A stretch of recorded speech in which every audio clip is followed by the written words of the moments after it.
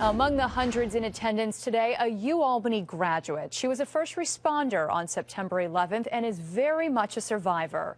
Tori Wells spoke with her in New York City today and shares her heroic story.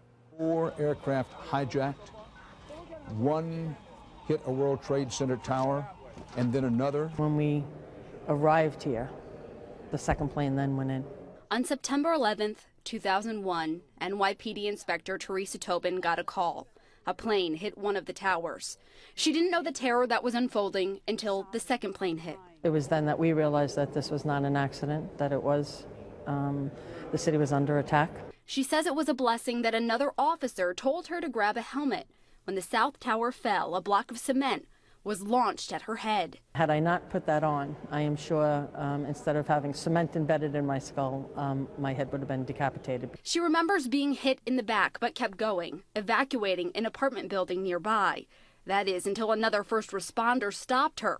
Tobin had a piece of glass lodged between her shoulder blades. She says the adrenaline must have taken over. Given the devastation, it was like we're in the middle of a war zone.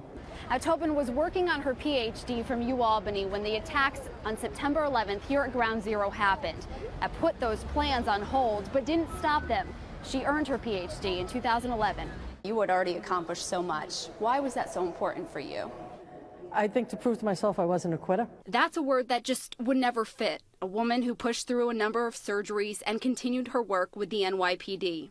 Today, she represented her department at the 9/11 Museum dedication.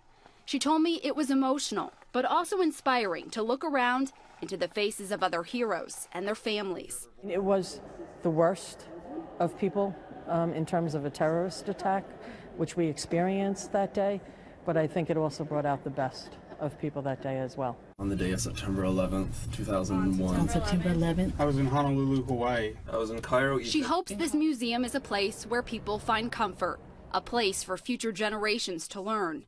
This is a painful place for Tobin, but she says she never regrets that she was called to respond. I wish the whole incident of 9/11, the whole terrorist attack, didn't occur, but I know that I was doing exactly what I was meant to do. In New York City, Tori Wells, CBS 6 News.